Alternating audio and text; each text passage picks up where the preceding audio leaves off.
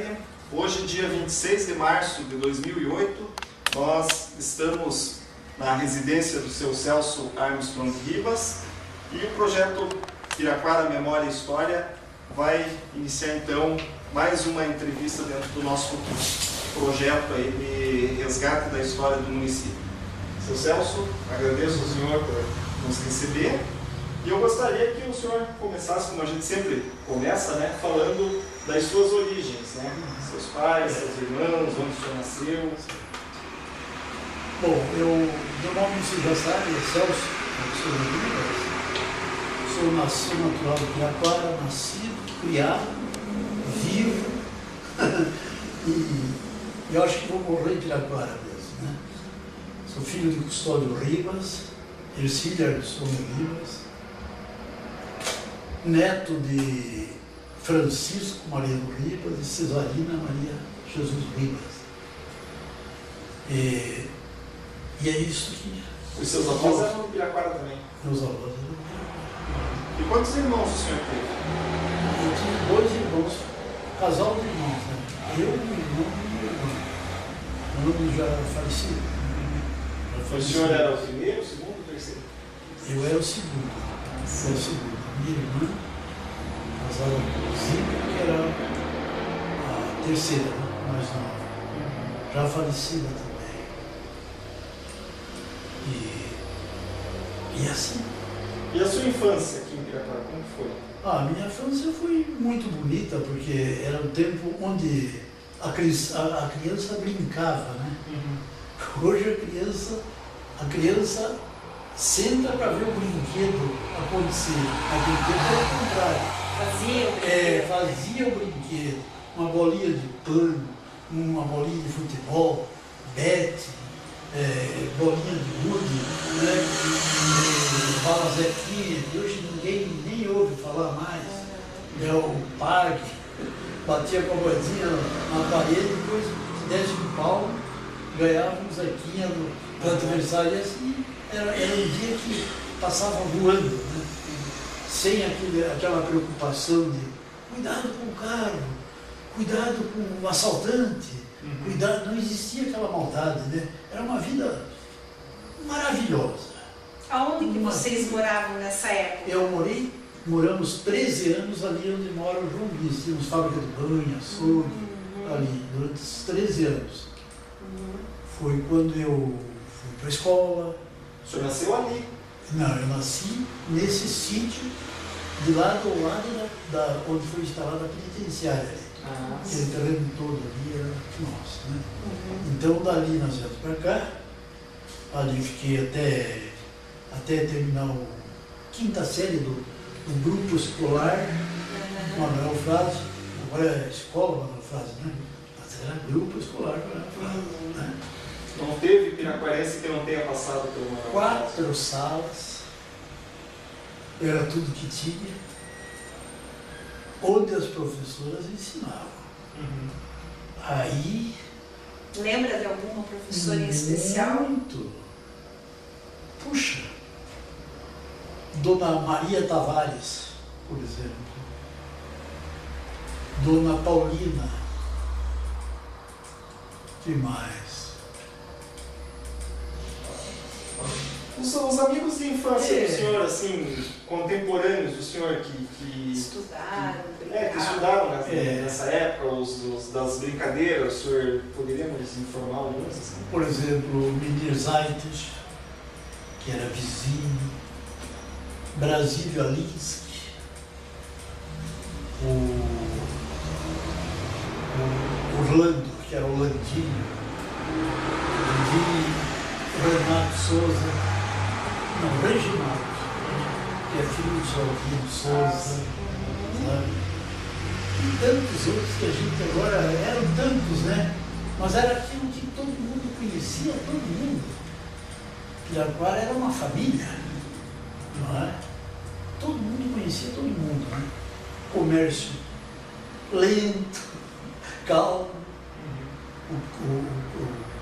Aquele tempo era o Mil-Réis, né?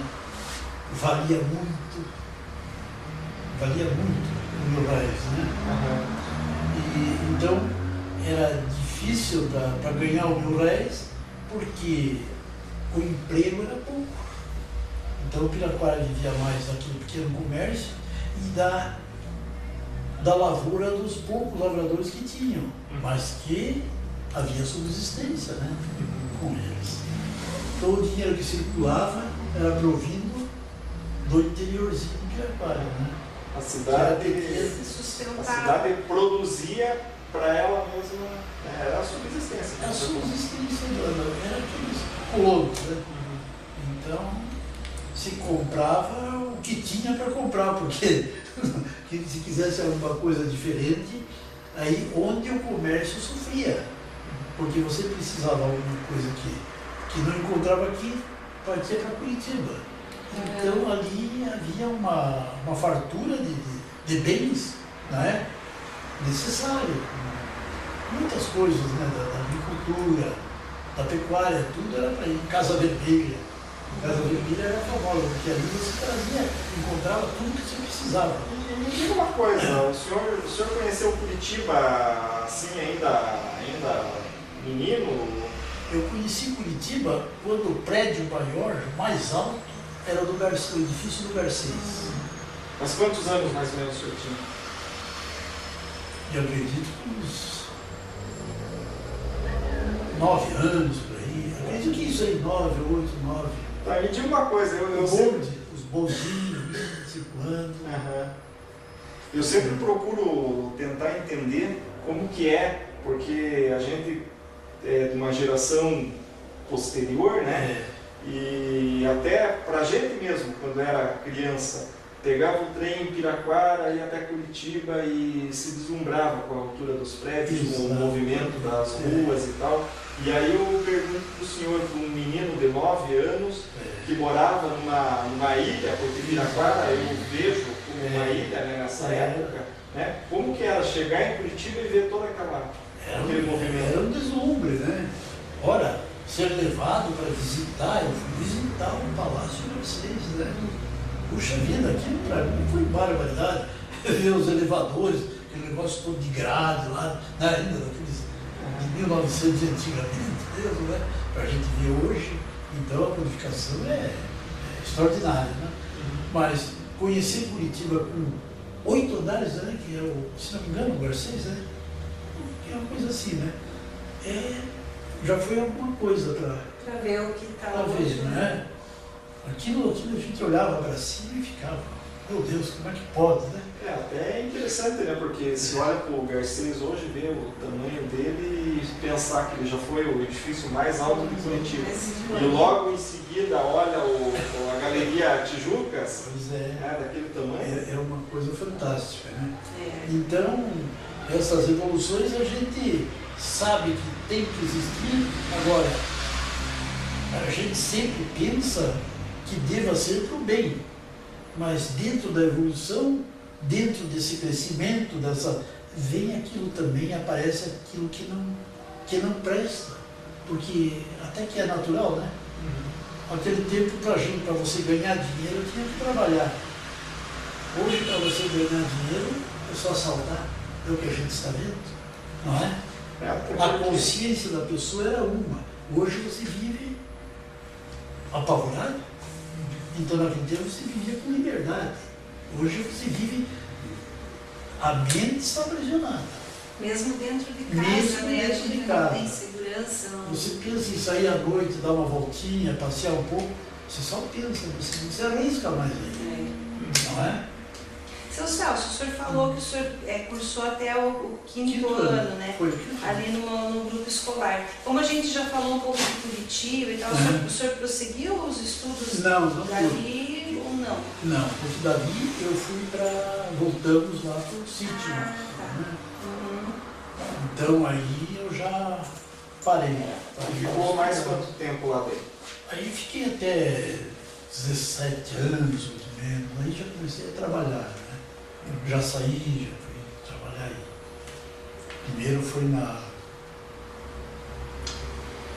primeira empresa que eu trabalhei, pela Sul América. Fui securitário.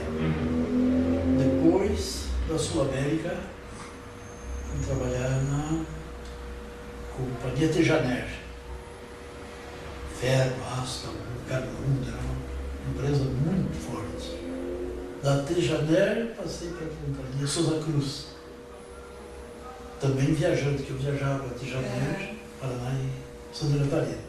E na Souza Cruz foi a mesma coisa também, continuei, né? E depois da Souza Cruz, eu saí para trabalhar por conta e a gente trabalhou por conta, né? O restante da vida. E ainda com relação à infância, uma coisa que eu sempre tenho curiosidade de saber, naquela Piraquara daquela época, das brincadeiras saudáveis e tal, mas o senhor pensava na idade adulta, imaginava assim, eu quero fazer tal coisa quando crescer e tal, tinha esse pensamento ou vivia aquela vida ali e que Deus mandasse depois? Toda criança quer ser adulta. Se soubesse o que é ser adulto, eu não posso entrar no circo, porque tem o circo, meu Deus do céu, quando aparecia o circo, né? Não, qualquer acontecimento a criança não podia entrar, né? Porque era criança. Então isso sempre existiu e sempre vai existir, né? Depois é que a gente vê que bobagem que eu fiz. Por quê? Por que cresci? Por que cresci? Mas a vida é assim, né? A vida é essa, é uma continuidade. Desses divertimentos que o senhor falou, que nem agora do circo, era comum Piraquara, então, nessa época da sua infância, receber circo? Que outras coisas que tinha aqui para fazer? Porque a gente escuta muito falar dos jovens, que com certeza o senhor também vai dar seu depoimento, que contam dos bailes, mas da infância, o que tinha para as crianças, assim, fora o brincar na rua? Era só o brincar na rua. Não tinha parque? Não tinha nada. Ginásio, não tinha. Eu saí do grupo, tivesse um colégio aqui, continuaria dentro aqui. Para você ir para Curitiba, só tinha trem. Mas não tinha ônibus. Essa estrada era fechada pelo departamento de águas curtas. Então você só passava ali com permissão, com uma carta para poder passar. Então, como eu não tinha como morar em Curitiba, não estudei. Não prossegui estudando. Mas não fez falta, né? Porque hoje o senhor está numa vida tranquila, todo mundo viu para tudo há um jeito. Para tudo há um jeito. A vida tem que acontecer, queira a gente ou não. Ela acontece. Ela vai te levando. Ela vai te levando. E você vai seguindo aquilo até que alguma coisa tem que acontecer, né? Vai da tua índole, se vai ser bom ou não, né? Exato. Agora, nós somos, eu sou adepto de que nós somos predestinados. E não adianta a gente querer mudar as coisas. Ninguém muda o seu destino. Aquele que nasceu para ser rico é. Aquele que não nasceu para ser rico não é. E se considerando riqueza como riqueza, é o bem que nós temos. Que não nos falta nada. Temos saúde, temos visão, temos ar para respirar, temos amizade. O que mais? Nós não somos ricos? Somos ricos. Então, essa riqueza física leva até onde e até quando? Se a gente estabelecer o paralelo de um rico e um pobre, ambos vão chegar onde? Então, por isso que a gente deve saber entender o que é riqueza. Para você não ficar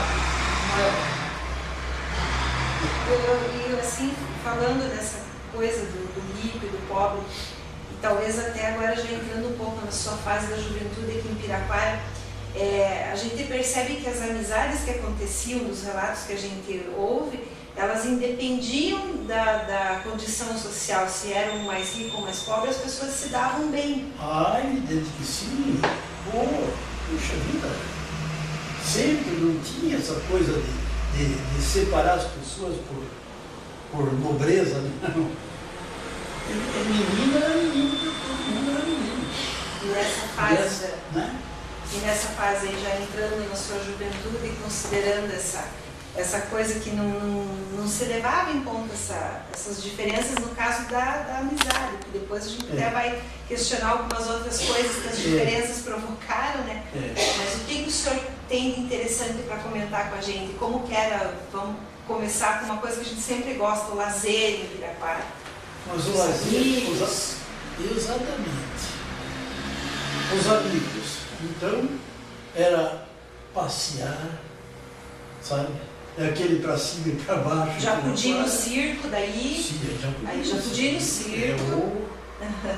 E o Clube União, aquilo ali era o ponto chique de Piraquara, né?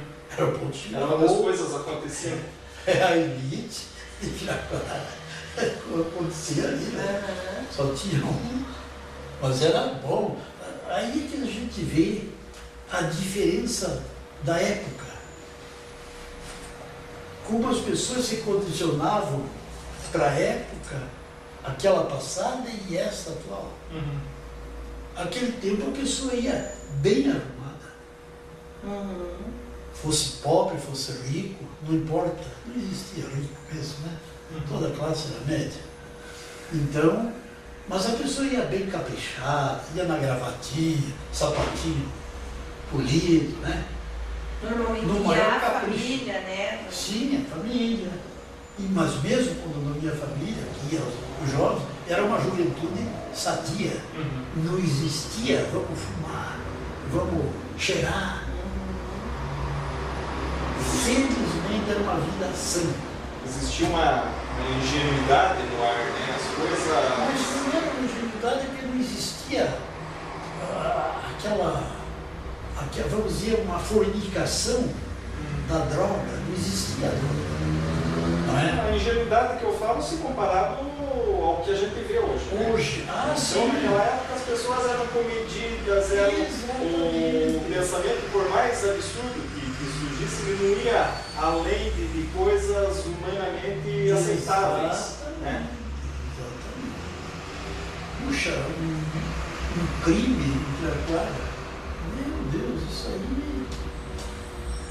Bom, não existia médico em Piraquara. E como que as pessoas se curavam, já que o senhor entrou na questão da saúde? Não tinha médico, daí ficava doente e fazia o quê? Eu vou te contar. O meu pai, esse que está aqui na fotografia, ele tinha estilos lá demais, não, de raça, coisa como existe hoje. E ele era um homem do campo, um homem cavaleiro, sabe? Ele vivia disso, até ali nesse livro aí tem coisa ali que é interessante. E esse era uma potranca muito bonita, e ela velhaqueou com ele, caiu o arreio do cavalo, da potranca, virou e ele ficou engatado no laço. Usava o laço, né? E ele ficou enroscado ali e ela ficou esse ano. Quebrou tudo, teve costela que ela fez 3 pedaços. Mas então, olha, deixou mesmo em estado terrível. E onde ele sarou? Fazendo remédio caseiro, arnica sem parar, clara de ovo, breu, moído, colocado nas machucaduras, veja bem. Radiografia nenhuma nunca. Essa costela espetou o pulmão. Nossa. O pulmão secou. E com 40 e poucos dias ele levantou daquela cadeira. Mandou o empregado trazer essa potranca lá. Traz ela aqui. Ela não soube o que me fez. Foi lá, alisou a potranca. Agradou, né? Agradou aí. Claro, é um animal, né? E dali em diante ele continuou andando, não deitou mais. Então por aí você vê. Eram os recursos naturais que tinham. E como é que curava? Tá certo. Tivesse uma medicina, puxava aquela costela, tratava aquele pulmão, não deixava secar. Talvez não levasse os 40 dias Pois é. Para recuperar. Não, isso levava. Ficou muito machucado. Mas não foi a partir daí que o senhor começou a acreditar em destino? Porque Não, de toda não, essa situação não. improvável dele, ele conseguiu superar? Mas e não é um destino? Não era hoje uma criatura dessa, se não recebesse cuidado médico, será que ela existia? Uma interrogação bem grande. Ele não ficou parado se lamentando, né? Ele Não. foi procurar e Pois é. resolveu o problema. O senhor falou dos bailes no União, né? Sim. As festas e tal, mas uma coisa que me deixa curioso também era saber como que era a cidade durante a semana, porque o pessoal sempre falou que era parado, pouco movimento e tal, e nos finais de semana algumas pessoas iam para o União ou para, sei lá, Brasil, mas durante a semana, qual que era a rotina da cidade? Mas a rotina da cidade era uma rotina comum. O comércio prevalecia de sírios. Era como é que é, Sade, como é que era, Sade, Riech, qual os outros? China, no caso, seriam as carrocinhas de manhã, né? O que é? Que vinham, essas carrocinhas traziam pedra, meio paralelepípedos, de lá da borda do campo, mas aquilo era sabe? Veja só, não existia caminhão. Sim. Trazendo ali 150 pedrinhas, e era aquilo, né? E eles descarregavam ali na estação, onde é que tinha os rios, e aquele monte, aquele barulho descarregando pedra. Depois vinham os vagões, e o pessoal carregando pedra, você, Maneco Souza, que era dono disso aqui, ia carregar pedra. O trabalho dele era carregar pedra, só carregava.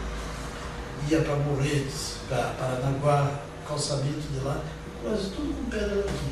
O Maneco Souza, o irmão do Chiquinho Souza? Irmão do Chiquinho Souza.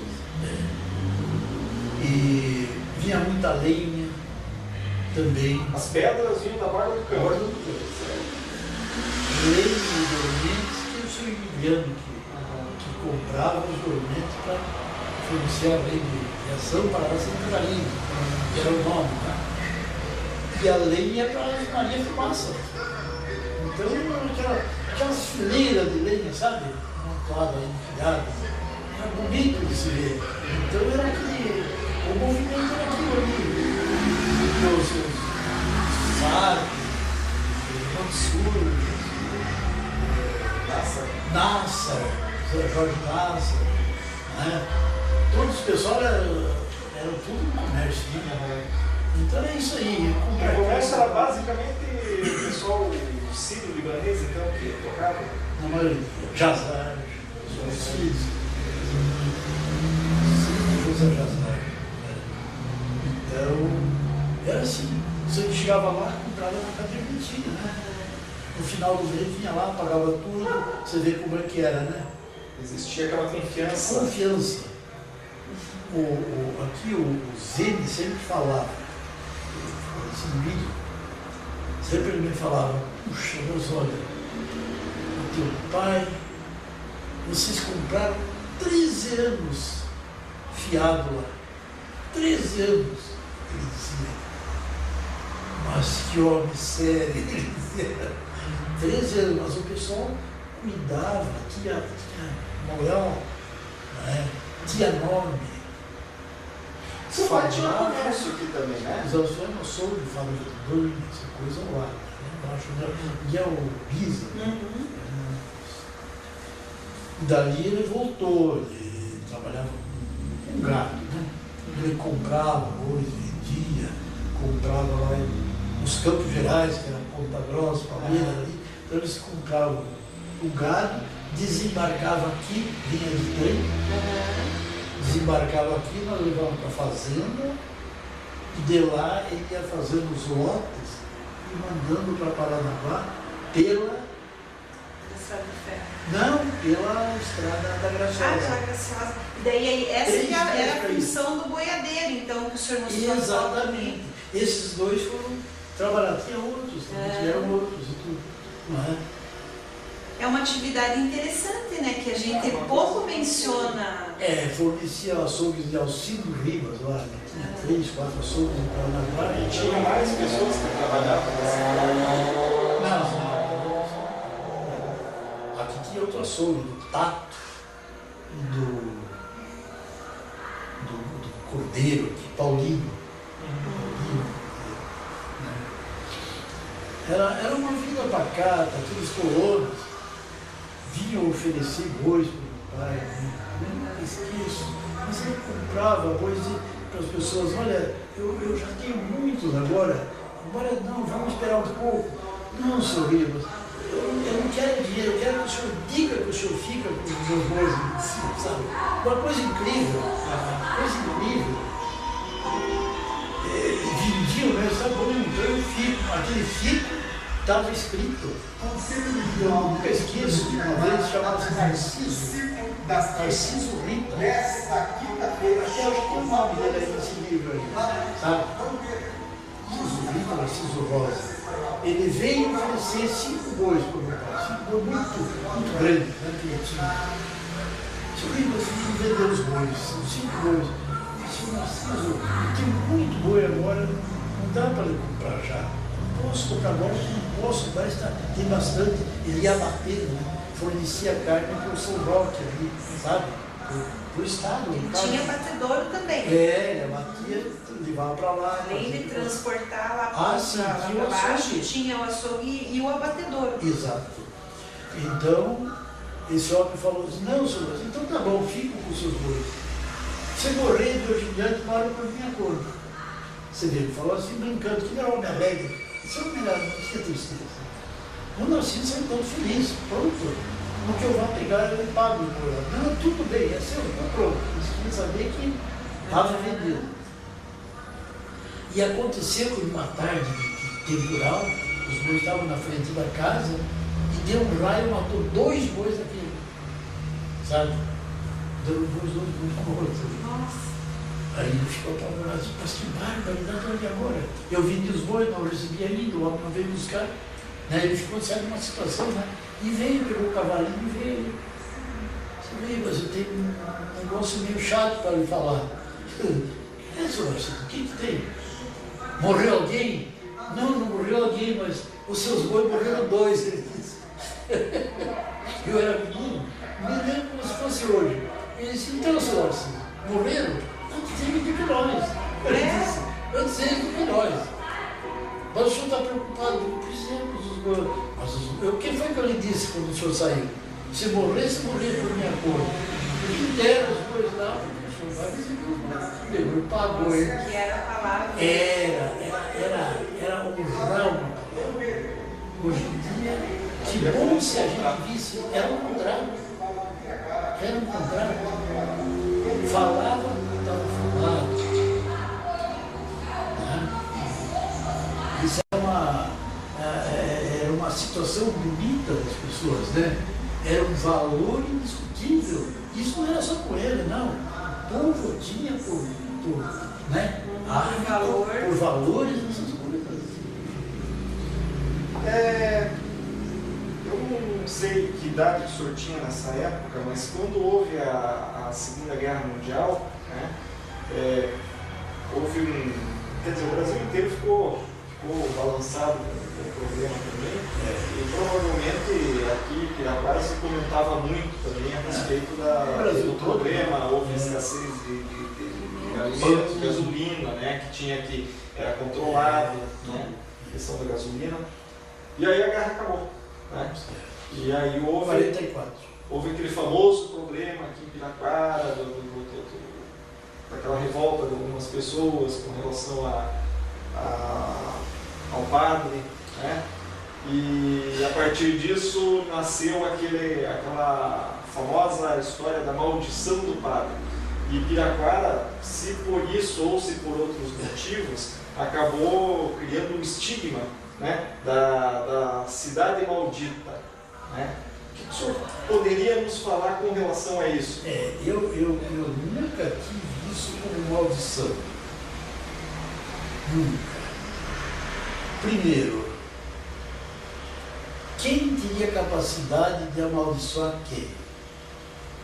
Naquela época, como até hoje, havia o catolicismo, mas aqueles católicos que sabem fazer assim, mas não sabem, é católico por tradição e não por conhecimento. Não por conhecimento.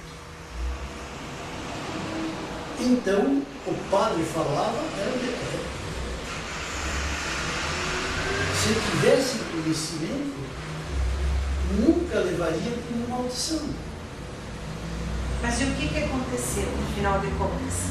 Aconteceu, com o fim da guerra, houve aquela euforia. Evidente que todo mundo ficou alegre de ter parado aquela guerra. Um alívio, né? E o padre era alemão, se não me engano, Emílio era o nome dele. Era isso mesmo? Schmidt. Sabe, aquele padre durão que mandava em todo mundo e todo mundo baixava a cabeça como um carneirinho. Não sabiam que aqui na Terra não tem ninguém é mais autoridade que ninguém. Isso é difícil de entender. Não sei se é difícil, eu sei que é difícil, mas eu estudo isso há 12 anos. Bom, aí o padre foi lá, disse: padre, queremos que o senhor nos dê autorização para bater o sino. Não, senhor, aqui ninguém bate o sino. Ele era alemão. Então houve uma. Ele quis resistir. Houve o porquê. Ele resistiu. Ele quis se impor. Então, Alcide Jazar, Alcide era a figura folclórica daqui. Alcide Jazar, um que era coletor, Nel Martins, Tilote, Francisco Vivico. O Vivico gostava. Então, naquela euforia, chegaram lá: não, senhor, o senhor não quer nos dar licença de bater o sino? Então, você vai bater o sino. Pegaram ele e fizeram bater o sino até cansar. Aí, o que ele fez? Excomungou. Essa foi a razão do povo ficar tudo olhando. O que aconteceu para os excomungados dele? Nada. E para ele? E para ele, para quem? Depois foi embora. Mas logo a seguir esse fato, ele ainda ficou um tempo. Mas você veja, ele foi embora para lá. O que estava no sangue daquele catequista, daquela pessoa para ser um padre, para ter estudado? Se era tão alemão assim, por que veio da Alemanha então? E essas pessoas, seu Celso, eles eram frequentantes da igreja? Não, era aí um pouquinho. Mas a questão de frequentar a igreja, eu frequentei a igreja quantos anos? Eu fui católico. Quantos anos? Sem perder, ia na missa, aquela coisa de confessar todo, né? Comungar. Talvez isso é que faltou, né, naquele momento. Logo que o padre Emílio foi embora, Piraquara ficou um tempo sem um pároco, né?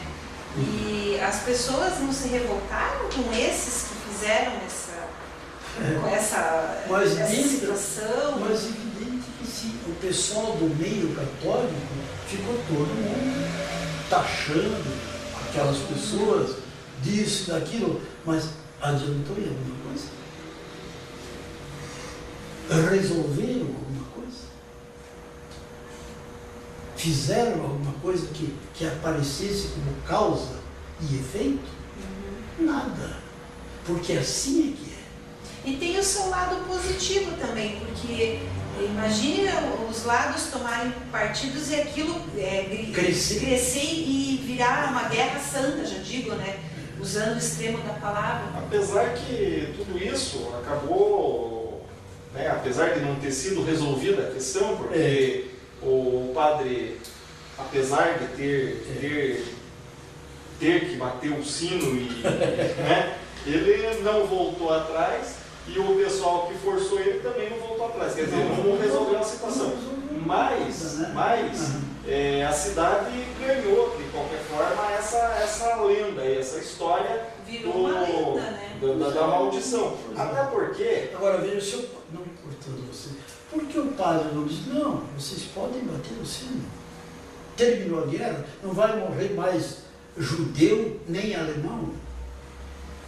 Por que ele não fez isso? Onde é que estava a posição deste padre? Onde é que estava? Onde é que estava esse orgulho pessoal? Por que existia isso? Nele, especialmente nele, que dá conselhos, dá é fácil. Viver o conselho é que é difícil. Bom, de qualquer forma, o senhor então descarta totalmente esse estigma da maldição. Eu descarto totalmente. Mas eu pergunto uma coisa para o senhor. Piraquara, com maldição, sem maldição, a gente percebe que ela demorou para engrenar.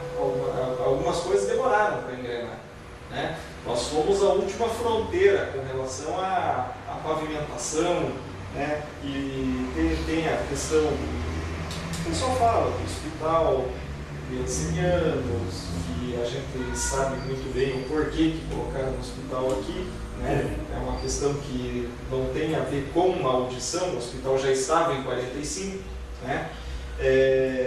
A questão das penitenciárias, né? E tal. Mas com relação a esse problema de desenvolvimento, como o senhor analisa? O desenvolvimento é uma coisa tão clara. Se um comandante de um batalhão é um bom comandante, aquele batalhão é respeitado. Se um prefeito é um bom prefeito, a cidade cresce. Se essa pessoa é visionária, essa cidade cresce. Mas quando há o poder dentro de uma ignorância, o que acontece? Regride. Além de não aumentar, ainda regride. Então foram problemas políticos. Problemas políticos. Aí eu entro justamente na onde a gente gostaria de entrar, que é a questão política, porque o nosso próximo tópico seria justamente essa questão política. E daí o senhor se envolveu na política, entrou, né, se candidatou em 63, né? E então, fala para nós aí como que era essa questão política um pouquinho antes, o que motivou a sua entrada, a sua candidatura, e também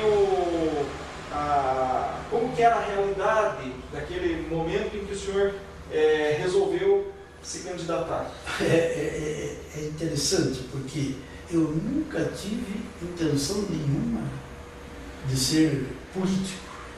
Tanto é que parei.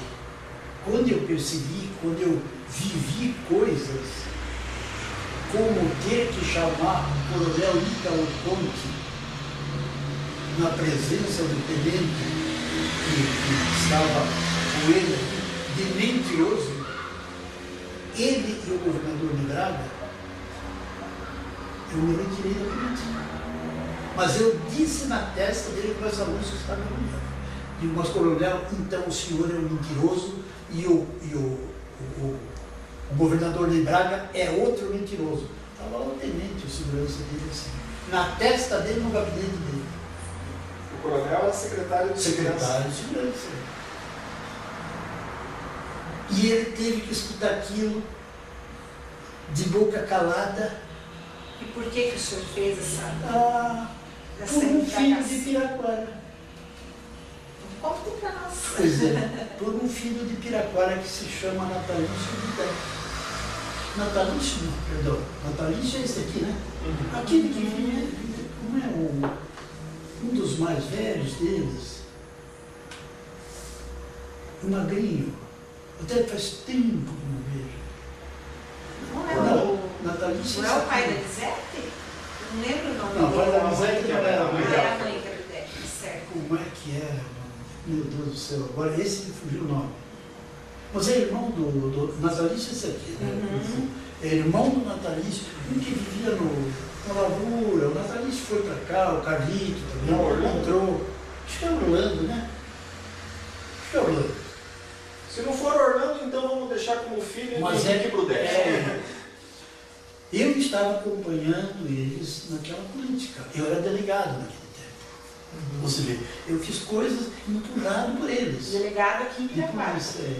Delegado aqui. Como que foi essa nomeação do senhor aí? Pelo Ney Braga. Ney Braga. Então o senhor era do staff político do Ney Braga na ocasião. Exatamente. Leopoldo Jacomel. Isso em que ano, seu Celso? Acho que lá por 60 por aí. Acho que por aí, assim. E daí o que aconteceu Então, com o filho de Pirapara? Pois é, eu estava com eles, estava acompanhando, e houve um concurso para guardas da penitenciária. Certo. Olha, era assim aquele povo, pagando taxas, indo estudar para fazer um concurso lá, sabe? Então, é uma rapaziada enorme, né, para arranjar um emprego. E ele não pôde se fazer um concurso. Mais interiorano, sabe, mais simples, mais recatado, mais introvertido. Né? Mas ele queria, tinha direito, por que não? Mas ele não pôde por quê? Ele não fez a matrícula lá, não estava fazendo, não podia ir, porque era difícil fazer uma ida para Curitiba e voltar, era dispendioso, você imagina. E era mesmo. Então ele veio falar comigo, você está ligado com o pessoal aí, sabe que não dá você falar por mim lá com eles, para ver se eu conseguia entrar lá? Porque é um pedido injusto? É uma coisa da gente não acatar? Peraí, se eu sou teu amigo, um amigo me pede uma coisa de você, eu não posso levar isso para você? Acho que é um dever meu, não é? Fui lá no coronel e pedi isso para ele. E ele me disse, não vai haver concurso nenhum. Ainda falando isso tão baixinho, sabe? Não vai haver concurso nenhum. Aquilo me irritou, viu? Digo, mas coronel, os senhores estão fazendo toda esta gente de besta? Então o senhor é um mentiroso e o coronel Ney Braga e o governador Ney Braga são outro mentiroso, são dois mentirosos aqui.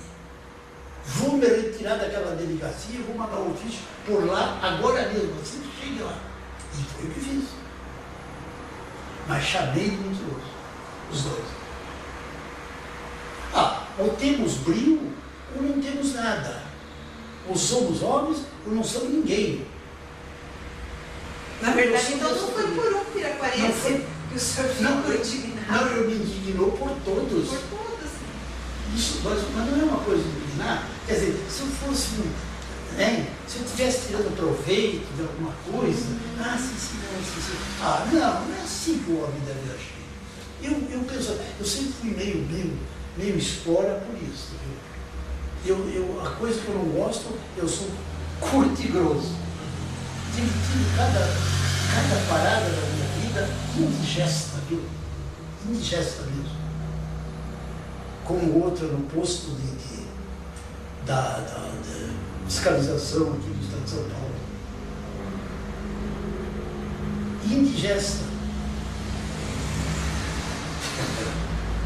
Mas nessas alturas do seu envolvimento na política, até o senhor ser delegado, o senhor tinha essa militância aqui em Pirapara. Mas eu nunca fiz política. E aí, o Leopoldo Jacomel, não, você tem que sair candidato, e eu não quero, senhor. Depois desse episódio. Você tem que ser candidato. O Leopoldo quis resgatar o senhor. Não, porque você vai ter que ser candidato. Eu não vou ser candidato, não vou fazer campanha, eu não sou político. Eu era amigo do pessoal, era aquela amizade tão linda, caramba. Né? Com as pessoas, eu sempre prezei a alegria, a amizade, né? Vou começar a entrar em um campo que eu sei como é que é, né? Depois acabei vendo todas aquelas coisas, né? Mas me botaram como candidato. Não fiz campanha e fiquei na suplência e tive que assumir a vereador, sem fazer campanha. Recebi votos para ficar na velhice, acabou. Até porque naquela legislatura aconteceram muitas coisas, né? Teve vereador cassado, teve vereador que morreu, teve uma série de coisas, mas... E não se ganhava nada. O que você fazia com a intenção pura de bem fazer. Mas é isso que eu queria que ficasse registrado, ficasse definido por uma pessoa que foi vereador. Porque tem pessoal, não, ganhava muito pouco, outros não ganhava nada e tal. Naquela época, ganhava zero. Zero. Isso na década de 60. Isso. Porque a gente está situando esse registro. Então você vê, um vereador que era eleito naquela época, ele era uma pessoa para trabalhar por quê? Não é como agora que trabalha para si. Hoje o caso veio a nós. Como que era esse clima aí em Piraquara, nessa legislatura em que o pessoal assumiu em 64, no início, em janeiro, se não me falha a memória, talvez até a posse tenha sido em dezembro de 63, né? E começaram a trabalhar, daqui a pouco teve o golpe militar, né, em março. Piraquara sentiu esse reflexo do golpe? Não. Porque nós tivemos depois, claro, a cassação sumária do Major Joaquim Cerveira, né, que foi cassado, que tinha envolvimento com os comunistas, né?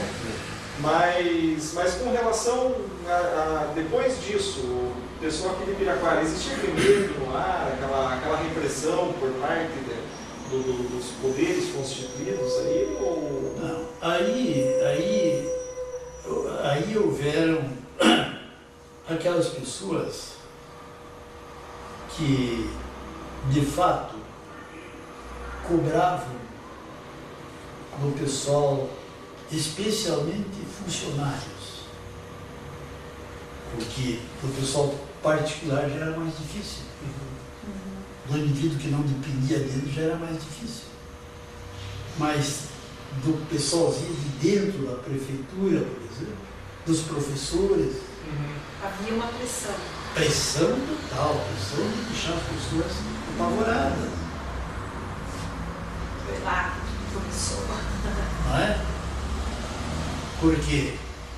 Porque não havia uma competência para administrar com expansividade, com clareza. A pressão era assim, Sim, vou tirar o emprego, vou ter que mandar para isso, longe. Nossa, lá pro Bertuba, lá naquele final lá, era botar no deserto, no Saara, coitadas. Como é que ia? Era difícil, era uma judiação clara. E você tem que admitir aquilo. E as pessoas ou se subjugavam ou saíam. E o que é que tinham que fazer? Precisavam. As pessoas precisam do seu emprego. Mas é duro, né? Pisar no ser humano, você não deve, não pode. Essas pessoas pagam depois. É aquela coisa que eu digo. Agora me dói, mas eu não olho a pedrada que eu dei lá para trás. Não é? Depois vem a paga por essas coisas e não sabe do que foi. Do que foi o sofrimento. Por que o sofrimento? É porque dizem que quem bate esquece. Quem esquece, mas é o que eu digo. Quem bate esquece, mas quem apanha não. E essas coisinhas todas que a gente ficava magoado e revoltado. Aí passaram a me convidar no PMDB. Não existia PMDB, foi fundado no ano. Não, porque vai ter que ser candidato. Você vai ser candidato. Não quero. Eu fui candidato, sabe onde? Lá no viaduto dos padres. Eu estava lá, eu trabalhava, era vendedor de bolacha, de coisas, né? Eu vivia com a minha pombezinha, ganhando a minha vida assim, sabe? De lá, o Zacarias Vieira foi lá me buscar, fez voltar para vir aqui completar para ser candidato. Então saíram 6 candidatos. Só uma perguntinha antes da gente entrar nessa questão da sua candidatura para prefeito. Mas Aí o senhor, lá em 1968, recebeu a notícia de que deveria assumir a vaga de alguém que tinha saído ou... da vereança, né? Como que foi essa... Sim, os recebidos têm que recebeu naturalmente? Naturalmente, claro. Com naturalidade. Mas tinha alguma expectativa ou... A expectativa era só ajudar no que eu pudesse. Porque não havia aquele interesse pessoal. Sabe, não é do toma lá da cá, não existia. Então, quem procurava fazer pelo bem. Entendeu? Fazer para beneficiar alguém. E dessa época, então, já que o senhor foca muito essa coisa do fazer o bem, o que o senhor destaca nesse período, talvez até antes da sua vereança, ou mesmo quando o senhor assumiu, de alguma coisa assim de importância para o município que tenha sido feito pela Câmara? Aprovado um projeto? Pois é. É difícil não me lembrar alguma coisa, né? Porque era tão mínimas coisas. Olha, tem um bueiro quebrado lá, manda 3 planchão lá e acabou o bueiro. O prefeito saiu na porta da prefeitura, olha, leva um carrinho de terra lá e tá parte. E o envolvimento do povo? Mas olhar lá na frente, buscar alguma coisa com objetividade, deixar marca. Esse falecido Alceu Zelonca foi prefeito a metade de um mandato, né? Não deixou marcas aí? Com certeza. Hein? Por que aquela turma toda não deixou marcas que se dissesse, olha, isso aqui foi fulano, fez daqui até hoje? Mas tirando o seu Alceu, voltando para trás, quem o senhor destacaria dos prefeitos que alguma coisa deixaram enquanto marca? Porque nem todos também... Boa, né? Uma coisa boa. Uma coisa boa. E ainda vamos falar de coisas boas. Porque nem todos também, acho que... Mas é difícil dizer alguma coisa. Claro, boa naquelas quantidades que eram. Não dá para passar máquina aqui, quando compraram a máquina, passar a máquina, coisa boa. Eliminar os buracos do teu caminho, coisa boa. Não é? Então isso era bem recebida, bem visto, tudo, né? Mas poucas coisas, porque também o município não tinha condições de nada. É bom que se diga, que também é assim, né? E faltava o visionário como você E falou. o visionário para puxar as coisas, para ir atrás, para correr atrás. Tinha governador? Tinha. Vamos buscar aquilo lá. Mas é interessante até... Aqui, uma marca que ficou e foi essa estrada aqui, ó. Asfalto. Essa aqui, reconhecidamente, está aqui até hoje. Mas isso foi O asfalto ou a abertura? O asfalto. O asfalto. Ah, o asfalto. A estrada já existia, mas era do Lago Esgoto, né?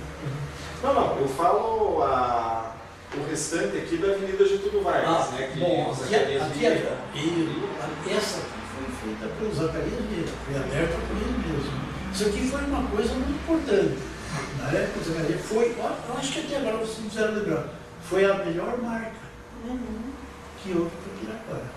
E que também eu acho interessante deixar registrado, não é uma questão histórica que eu acho que é interessante deixar registrada, que não estou defendendo e não estou acusando ninguém, mas um dos prefeitos mais contestados da história de Piraquara foi justamente o Zacarias Vieira, que se constituiu até uma comissão de contadores, advogados, pessoas com especialidade em determinadas áreas, para ajudar ele a administrar, porque algumas pessoas na época julgaram que ele não tinha condições de administrar a cidade. Por quê? Era o prefeito mais novo que nós já tivemos na história do Piraquara. Ele não tinha nem 30 anos quando se elegeu prefeito. E era pagou pela juventude, talvez. Pagou pela juventude. E culto, porque o Zacarias era um rapaz, um homem bem atrasado, né? Mas o que é? Vale a intenção, vale aquele dinamismo, né? fazia como podia, de acordo com a sua cabeça. Isso é uma coisa que você pode levar em conta, porque nós também temos um Lula aí que não é dos tão adiantado, mas seja lá como for, está administrando. Se bem ou mal, não sei, mas está. Não é? Então a gente tem que admitir que isso aí não leva em conta aquele querer fazer, aquela volúpia, e fazer. Isso não pode. É outra coisa também que o senhor falou interessante aí, com relação a uma contribuição boa para a cidade aí, que foi a pavimentação, né, da rodovia. Mas é bom a gente lembrar, né, que em 1975, 76, quando foi inaugurado o asfalto, na região metropolitana era o último acesso a ser asfaltado. Então, o asfalto tinha que vir. Não tinha mais onde colocar. Deveria ter vindo antes. Veio mas era em um favor 76. muito grande. Foi marcante para a cidade, mas demorou para vir. Demorou. Até porque nós tínhamos um deputado que só conseguiu no terceiro mandato dele trazer o asfalto. Então é esse o ponto que a gente menciona, né? Porque desde os primeiros prefeitos da geração Jacobel, saía uma toda ali. Porque ninguém teve, um tirocínio de ser o cara, de ter uma vanguarda, né? De puxar o negócio mesmo. Mas então o senhor via essa Não, faz favor. O senhor via esse atraso de Piraquara, esse problema do prefeito não ser um visionário, mas a sua candidatura a prefeito não foi pensando nessa questão? Foi mais para compor um grupo? Não, o senhor tinha a prefeito já foi, a minha intenção era exatamente essa, de estabelecer uma meta e trilhar por ela. Era isso que eu queria fazer. Sabe? Queria trazer pessoas bem intencionadas de Piraquara, não administrar soberbamente, trazer aquele grupo, vamos considerar isso aqui, vamos estudar isso aqui por pontos, por necessidade, por prioridade. O senhor queria quebrar o paradigma que estava estabelecido. Exatamente, era isso que eu queria fazer. Aí o que aconteceu? Claro, a força do poder, como sempre foi a máquina, sempre esmagando. Tinha condições. Chegaram ao ponto de botar 2 urnas com 400 votos só para Luiz Cassiano, numa região que eu tinha a maioria, mas de toda certeza que era Vargem Grande. O pessoal de lá ficaram bobo. O pessoal de lá, não pode, eu votei em você, o que está acontecendo? 400 votos em 2 urnas. Aquele tempo era contadinho ali, né? De um dia para outro, lá no Tarumã. Ficou acertado que às 6 horas da manhã começava o escrutínio. Então toda a nossa equipe de fiscais, tudo, né? Estiveram lá às 6 horas. Às 11 horas da noite já eles começaram a escrutínio. Quando chegamos lá, o roubo já estava acontecido. Você vê. Então, é uma união de interesses. É uma união de interesses que prejudica. Isso é prejudicial. Né? Mas foi assim que foi. O senhor Luiz Cassiano venceu as eleições. Eu fiquei em segundo, eram 6 candidatos. Né? E até... Aí o que ele fez por Piraquara? Né? Fez bem feito o que devia fazer, né? Dividiu Piraquara. Até é interessante também colocar que houve até uma questão histórica também, houve o golpe em 64, né? Daí a eleição de 68 nós tivemos um candidato único, em 72 nós voltamos a ter candidato único, em 68 todos a Arena foi o partido totalitário, era o partido do governo, né, dos generais. Em 72, a mesma coisa. PSD? PDS? PSD? Era a Arena, né? A PDS. Né? PDS. E quando chegou lá em 76, aí com toda essa contestação que o senhor levantou e muito bem argumentada, né, o senhor era candidato do MDB, de oposição, depois de anos, né, de oposição, só Arena e só partido do governo, o senhor e mais outros candidatos aí, o senhor saiu pelo MDB, né? MDB. E tal. Como foi a campanha? Assim, existia o envolvimento do povo? Havia os comícios? Como que era? Aí é que está. Isso foi uma boa pergunta. Primeiro fizemos uma campanha pobre. Eu não tinha como bancar uma campanha. Ali não existia showmícios, né? Ali não vinham artistas. Como é que eu ia poder pagar? Não havia uma ajuda do partido, porque estava recém sendo fundado o MDB. Né? Então foi uma campanha com a cara e a coragem mesmo, com boca a boca. Né? Ainda fizeram, se não me engano, 14 comícios. Comício onde o povo tinha medo de participar. O medo estampado nas pessoas. Você não imagina quantos desafios eu fiz em público pelo microfone a eles e ao povo também.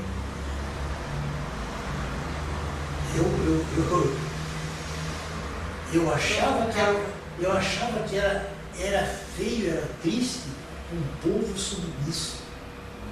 Mas alguma vez o senhor foi ameaçado nesse período? Eu fui. Para você ver como é que é. Era, acho que umas 11 horas da noite, uma pessoa veio aqui na Vale, chegou lá justamente por outro lado da Avenida Iraí. Veio uma pessoa aqui que eu nem conhecia, mas que era partidário nosso e eu não conhecia. Ele veio aqui, lá na minha casa, né, à noite, eu acho que bem tarde da noite. Ele disse: Celso, eu vim aqui fazer uma coisa, porque senão eu morro. Se eu não fizer isso, eu morro. Porque se acontecer alguma coisa com você, eu vou sentir culpa, vou me sentir culpado. Diz: tem uma pessoa que vai te matar. Veja só aí, você veja só. Vai me matar? Então, eu vou morrer, né? Me deixou, olha, um punhado de bala de revólver. Diz: fique com isso. Isso começa a luz, viu? Não preciso de falar besteira. Para quê? Porque essa pessoa diz: mas você conhece, sabe quem é? É um sujeito assim, assado, ele é de cor preta, alto, mora em tal lugar. Tinha um negócio que fazia brigas de galos, brigadeiro de galos, ali em Pinhais. Ele mora para trás ali. E essa pessoa, eu te digo de fonte segura que eu soube que foi contratado para te matar. Puxa vida, foi contratado para me matar. Tinha um tal Pedro Limoeiro, não sei se esse Pedro Limoeiro era um presidiário que havia cumprido a pena e morava ali no Iraí, ali naquelas casinhas de Martins ali, eu morava ali. E começou a me seguir, sabe? Mas me seguir sendo um companheiro. Até hoje tenho saudade desse Pedro Limoeiro. Ele, a mulher dele, quer dizer, houve esse infortúnio na vida dele, é problema dele. Pagou, cumpriu, saiu, tem boa intenção de viver como gente, mas era um homem perigoso. Se fosse o caso de eu dizer qualquer coisa para ele, eu acho que ele executava na hora. Coisa que nunca fiz. Mas ele dizia: Celso, não saia sozinho, não vá sozinho. Passe aqui em casa, eu vou com o senhor. Ele protegia o senhor? Me protegia, mas de livre e espontânea vontade, que eu nunca pedi para ninguém me proteger, a não ser aquele que eu creio que. Você sabe o que é que eu fiz depois, no dia seguinte? Eu tinha um corcelzinho, um alto-falante em cima. Eu saí de manhã sozinho. Peguei o meu revólver, todas as balas que tinha, botei no assento, joguei um pano em cima e fui desafiar o indivíduo lá de manhã até o meio-dia, só chamando ele. Eu sei que você foi contratado para isso, venha executar, mas venha a mim, venha de cara a cara. No alto-falante, eu fiquei até meio-dia rodando lá. Eles ficaram tudo louco comigo, sabe? Meus correligionários. Mas nunca mais faço uma coisa dessa. E a família com o coração na mão não sabia. Não sabia. Participava? Não. Eu fiz isso. E eu estou aqui. Então, nós somos predestinados, ninguém vai na véspera. O tal Duarte, não sei se é vivo, né? Esse Duarte era o terror ali, que era candidato a vereador. Então, Zenaide Duarte. Isso, é vivo. O Zenaide. O Zenaide era o terror dali. Hoje ele é um velhinho muito simpático. Foi meu amigo. Mas também, sabe, dizia coisas e coisas. Um dia encontrei com ele aqui, frente ao Cesareiro Martins, que é o irmão. Ele vinha com o carinho dele lá, e eu ia daqui para lá, desse lá, ele parou e gostei. Duarte, eu sei que você tem rixa com alguém nosso. E pelo jeito, talvez até comigo. Eu estou te conhecendo agora. Agora, se você estiver comigo, decida comigo e pode ser até agora. Só seja homem comigo. Me enfrente de frente, como eu estou te falando. Posso ser teu inimigo mortal agora, como posso ser teu amigo. Agora aqui é uma questão. Não, Celso, por favor, onde é que se viu? Olha, você todo mundo, mas tivemos que deixar as coisas claras. Senão ficava aquela peleia, aquela pendência. Foi um adversário que nunca me preocupou. Ao contrário, eu vinha no nosso diretório aqui, vinha lá tomar chimarrão, imagina. Então tem coisas que a gente... Por que eu fiz isso tudo? Puxa vida, eu não ganhava nada para fazer isso. Qual era a minha intenção? Eu queria botar a minha vida para... Porque eu tinha amor em Piraquara, eu nasci, eu criei, eu fui criado, fui morrer aqui. Então a minha intenção era fazer alguma coisa. Né? Mas não pude. E passado essa eleição numa outra... Não, nunca mais eu fiz. E me procurava, enfim. Eu fui candidato a presidente aqui do Gaúcho, lá. Ana Brizola. Depois que veio do exílio. Eu até ia dizer que o senhor tem até um pouco do jeito do Leonel Brizola, né? Não, o Brizola, um dia aqui na frente, já morava aqui. O cara do Rio de Janeiro, aqui, estava aqui, 3 homens mandados lá do Brizola para mim ser correligionário dele. Vem aqui nesta sala, eu falei com eles. Onde eu agradeci o convite. Mas daí o senhor se afastou definitivo da política? Definitivamente, depois nem para apoiar ninguém? Nada. O Zé Roberto foi candidato. A coitada da esposa do Zé Roberto um dia me disse, mas o Celso, por que o senhor não ajuda o Zé? Ele não ajuda porque o Zé é infantil. Eu disse para ela, a esposa dele, eles estavam juntos ali, né? O Zé é infantil, o Zé não tem princípios. E eu quero fazer companhia a alguém que tenha princípio, que me mostre isso. Então o senhor não apoiou ninguém até por não ver um crédito. Um crédito. Para dar para alguém que merecesse. Perfeitamente. Quer dizer, uma pessoa que hoje está com um, amanhã está lambendo o outro, para mim não serve.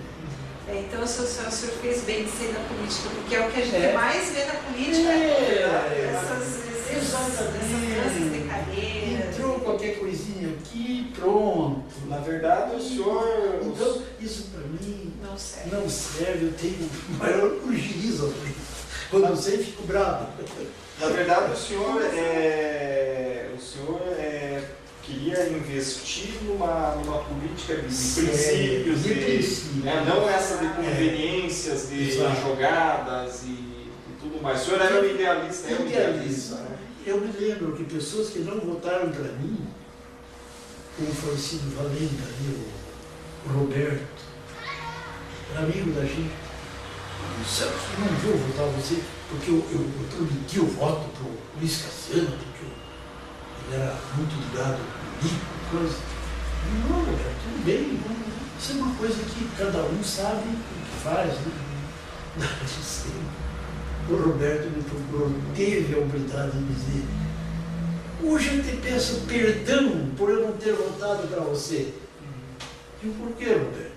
Por isso, mas estava no veneno. O tempo ensina, né? Mais outros. O tempo nos ensina. Que é arrependimento. Agora temos que conviver com a situação de si. Porque ninguém é perpétuo, ninguém vai ficar para sempre ali, né? Então nós resistimos. Nem o que houver, a gente resiste.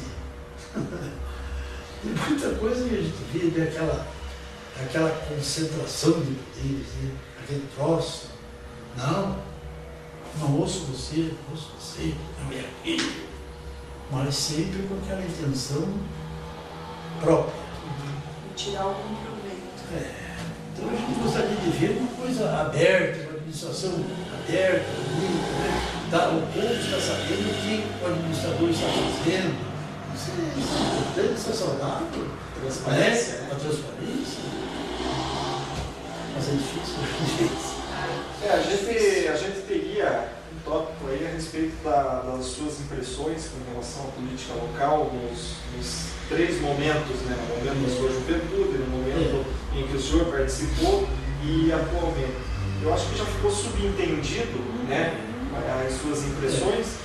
Então, eu perguntaria para o senhor o seguinte, com relação às transformações que a cidade passou, né? Porque a cidade, apesar dela ter caminhado de uma maneira vagarosa, mas houveram essas transformações, né? Como o senhor viu essas transformações? O que de benéfico foi para a cidade? O senhor já enumerou aí a questão da pavimentação, mas de certa forma, né, tirando essa questão da pavimentação que fica bem claro, o que mais o senhor percebeu como uma transformação benéfica ou maléfica para a cidade? É evidente que houve benefício, houve, é inegável, não é? Tinha mesmo por direito de haver alguma coisa boa, né? É impossível que não acontecesse alguma coisa de bom. Por exemplo, né, postos de polícia, postos de saúde, criaram muita coisa. Agora, se está funcionando bem, é que não se sabe. Porque montar uma casa é fácil, agora mobiliar é difícil às vezes. Então, às vezes acontece isso. Prepara um negócio bem feitinho, mas às vezes não consegue administrar como devia. Mas isso aí é uma coisa que se leve como defeito, como falha. Isso é uma coisa normal até na gente, no ser humano. Né? Então a gente não pode culpar. Mas houve progresso. Meu Deus, mas em quantos anos será que não havia progresso? Até porque, naturalmente, isso nunca acontecia. Como hoje se afigura uma impressão, amanhã outra, né? Só o que não está visível é o gelo lá do site, está desaparecendo, mas as coisas são assim, né? Então o senhor acha que as coisas aconteceram naturalmente? Naturalmente, não houve assim nada de nada puxado, isso não devia ser. Uma das coisas que impediu muito o programa de Piraquara, que também foi essa questão de não poder instalar fábricas. Impediu muito, não é? Impediu muito o programa de Piraquara. Mas também não houve uma briga para que isso não acontecesse. Quer dizer, não pode pôr uma fábrica de produto químico mas não pode pôr uma fábrica de calçado, uma fábrica de coisa que não polua, que não... Faltou se buscar alternativas. Então. Alternativa, vontade política, quer dizer, não posso fazer isso, vamos insistir, eu quero isso, então. Eu quero isso, mas brigar por uma causa pelo seu município, brigar por aquilo. Agora não pode, patrão.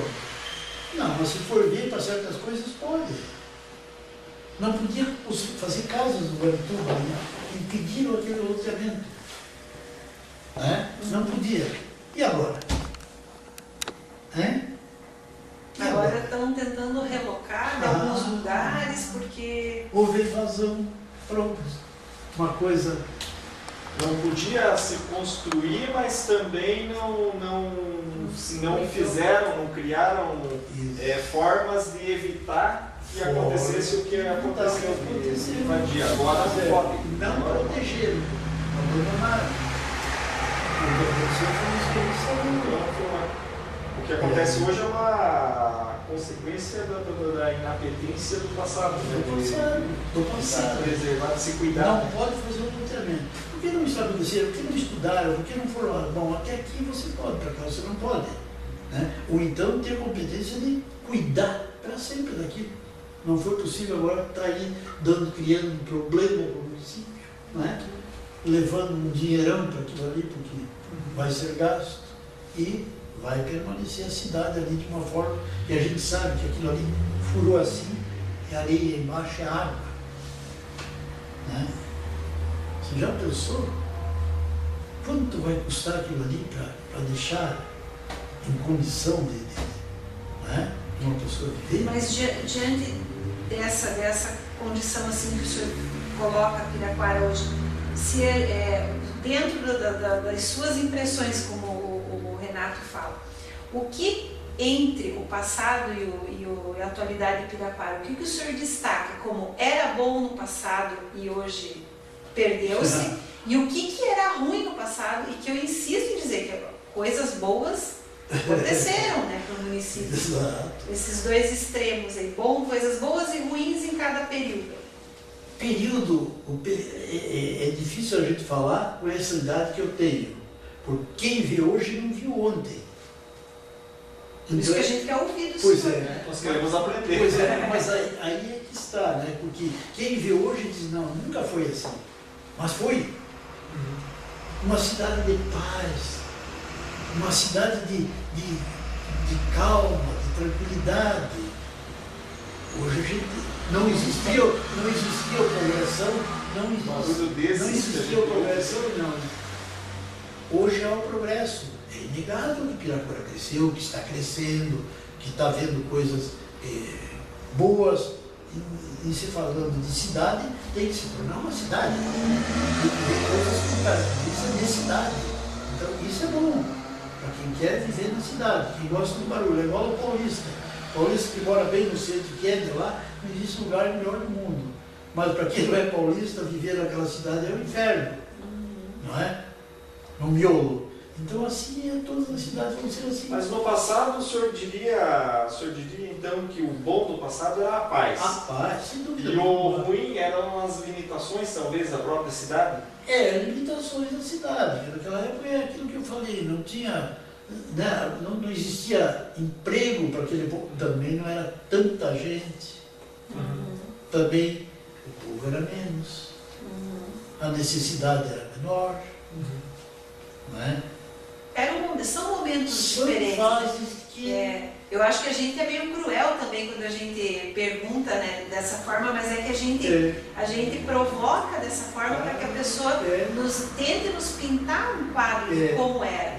Porque dentro desse trabalho que a gente faz, e que também é uma perda que a gente tem significativa, da preservação da memória da história de Piraquara, a gente já perdeu muita coisa. Então, por isso que a gente corre atrás, e é material, e é entrevista. Então, quando a gente fala assim, é para a gente tentar vislumbrar um quadro pintado de como que era. Porque mais ou menos, a gente sabe, pelas conversas que a gente está tendo com as pessoas, a gente já sabe mais ou menos como que é. Mas nada melhor do que a testemunha viva daquela época, para nos dizer, para certificar que a coisa era daquele jeito. Você vê, indústria é uma coisa, aqui agora, meu Deus, falar indústria é a coisa mais difícil do mundo, mas tinha olarias, né?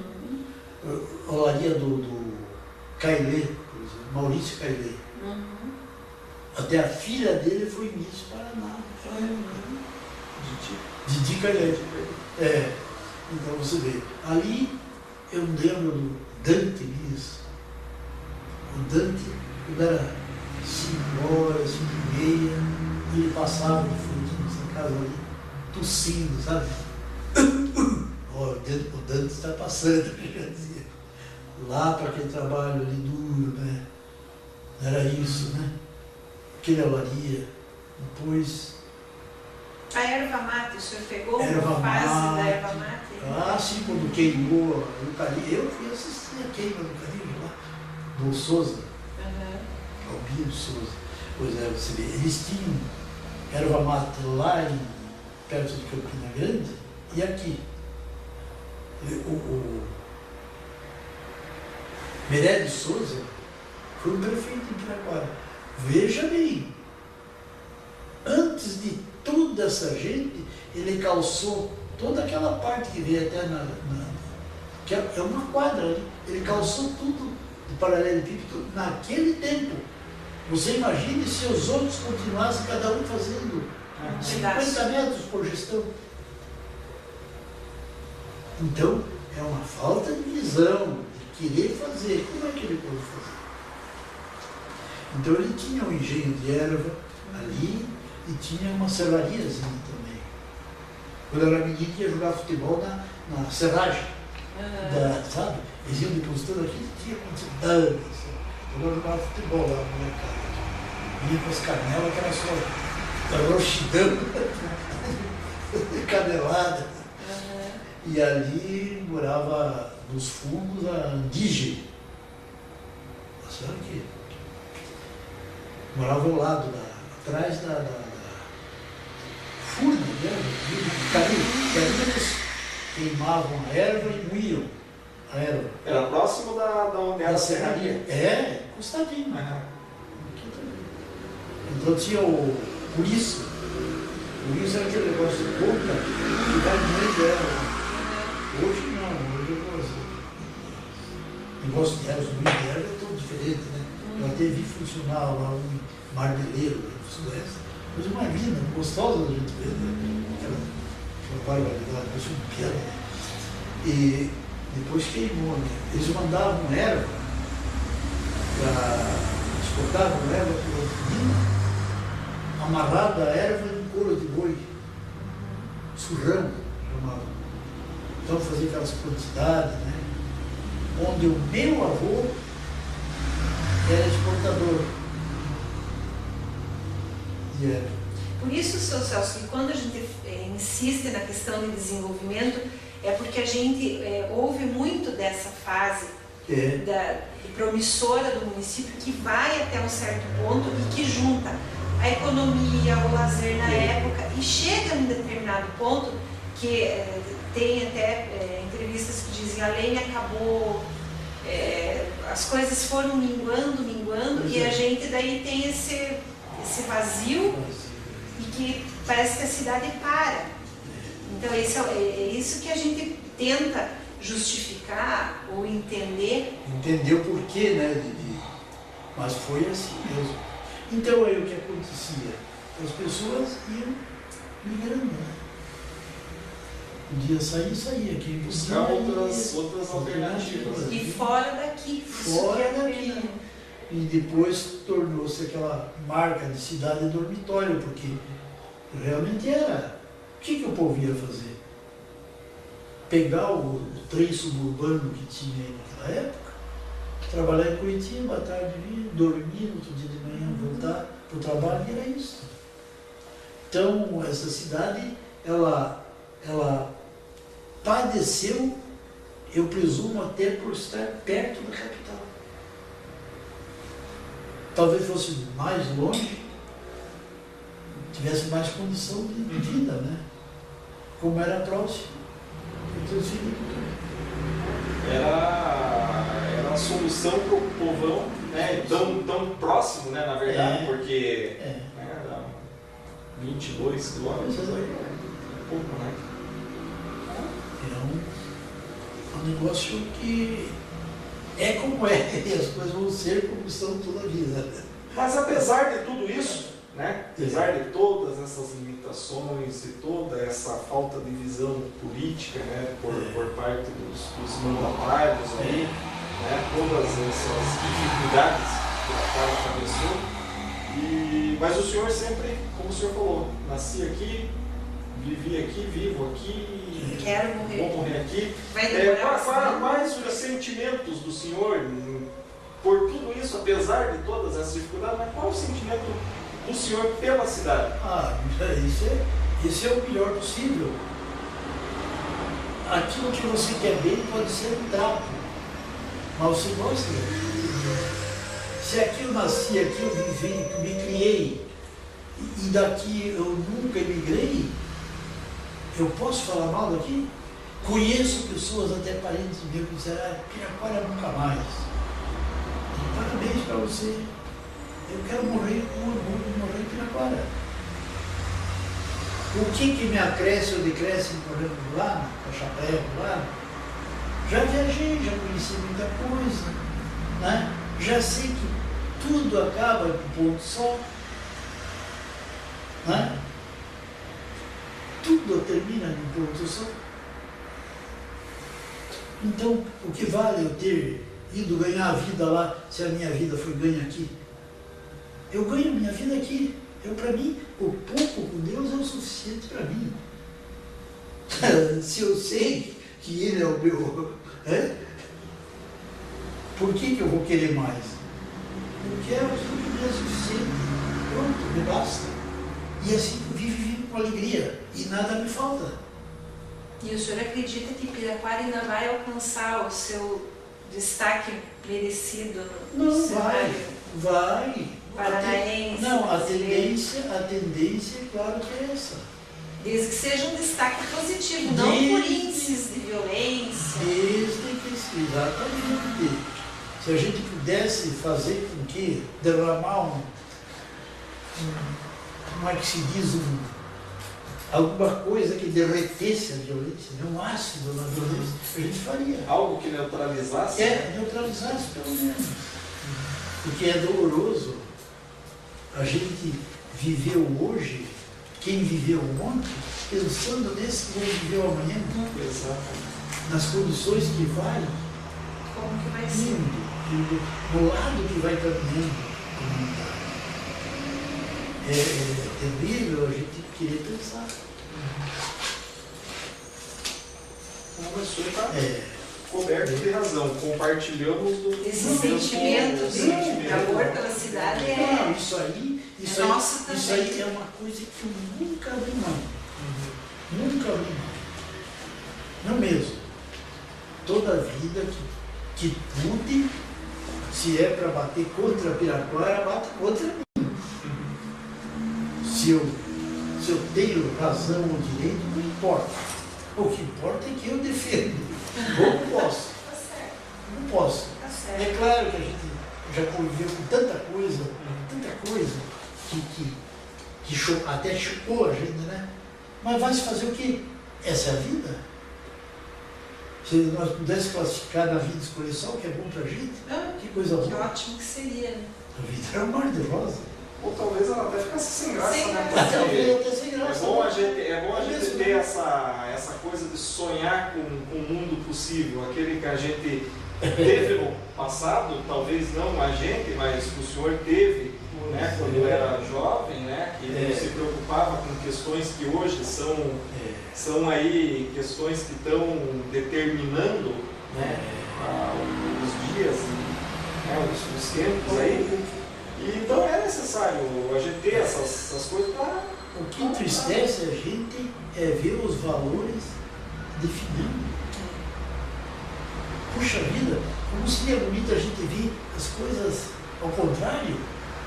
Mas o que se ouve, o que se sabe, o que se vê de tantos mandatários nossos que nós demos créditos para ele nos defender, nos unir.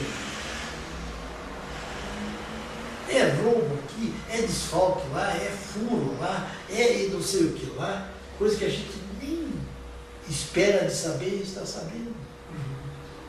Né? O próprio presidente correndo dinheiro nas costas dele não sabe de nada, nunca soube. Será? Botaram dinheiro no meu bolso, eu não peguei, botaram. Puxa, naquelas pessoas que nós votamos para eles, é duro de engolir, né? E pior que isso é no cenário nacional. Nacional. Puxa vida, a gente vê como lá na Inglaterra não aceitarem uma carta registrada para o Brasil. Não, é registrada, tem valores, não aceitamos. Por quê? Porque a carta e o valor vinha, aqui era roubado e eles tinham que pagar. Porque eles pagam. Eles honram aquilo que fazem lá. Aí o que aconteceu? Resolveram não aceitar mais. Quer mandar valor simples, manda. Isso envergonha a gente. Isso encabula, isso entristece. Eu estive lá, eu vi. Puxa vida, coisas que falam do Brasil que, meu Deus do céu, será que vai acontecer isso? Por causa, às vezes, de uma meia dúzia. Nosso povo talvez não, né? Mas a gente acaba, dizem que a gente paga pela maioria, mas no nosso caso paga pela minoria, né? Pela minoria, pior que é pela minoria. Mas acho que a gente já vai encerrando, né? E vamos acreditar, né? Que isso vai... Vamos acreditar que haja uma melhora, que haja uma consciência, que brote uma consciência nova dessa geração, né? Nós particularmente tentamos fazer a nossa parte quando a gente faz um trabalho como esse, que a gente pretende que não fique guardado na gaveta. Exato. E que a gente leve, né, as pessoas para desenvolver aquela coisa que o Renato às vezes fala do piratarismo, de sentimento, amar o teu lugar mais próximo, vai fazer você amar o teu lugar mais distante, você vai ser um piraquarense melhor, um brasileiro melhor. Mas até com relação a isso, a gente sempre pede que o entrevistado deixe uma mensagem para as pessoas da cidade, para as pessoas que vão amanhã ver esse momento, né? E conhecer melhor o senhor, né, através dessa entrevista. Eu mesmo não importa que conheço, mas as suas ideias, conheço, né? Um passado não tão distante e que saibam, que aprendam que havia consciência nas pessoas, que havia respeito, educação. Nossa precisa primeiro educação, segundo lugar educação, terceiro lugar educação. Senão, o que acontece com o nosso povo? É doloroso a gente pensar no porvir, sabendo a forma que está sendo conduzido hoje. Principalmente a juventude, coitada dessa juventude, eles não são os culpados, pior que não tem culpa. São culpados sem culpa, esse que é doloroso, mas que pegam aquele estigma para a derrota, para a falência da família, para a judiação da família, né? Para a derrota deles como pessoa, como seres humanos. É esse o desejo que a gente tinha que florescesse alguma coisa em benefício dessa juventude, né? Que tivesse uma manhã com expectativa, com aquela confiança de que virão tempos melhores. Deve vir tempos melhores. Eu creio. Vamos acreditar que Vamos acreditar, com certeza. É isso aí. Bom, então, nós agradecemos por o senhor ter nos recebido aqui e, como eu falei para a vida, eu tenho certeza que vai ser muito bom esse momento, né? E, de fato, foi. Né? Muita coisa boa que o senhor nos trouxe aí. E o que se fala é com sensibilidade. E com conhecimento. Exatamente. Com conhecimento, né, Celso? Eu também quero aproveitar então, né, agradecer mais uma vez, Ah, e como a gente sempre nada, fala, senhor. essa também é uma forma de homenagear o senhor, né, dentro da sua colaboração como piraquarense, como pessoa que fez e faz a nossa história. Então esse registro também é uma homenagem ao senhor, seu senhor. Eu agradeço. Obrigada. E um presente da Piraquara.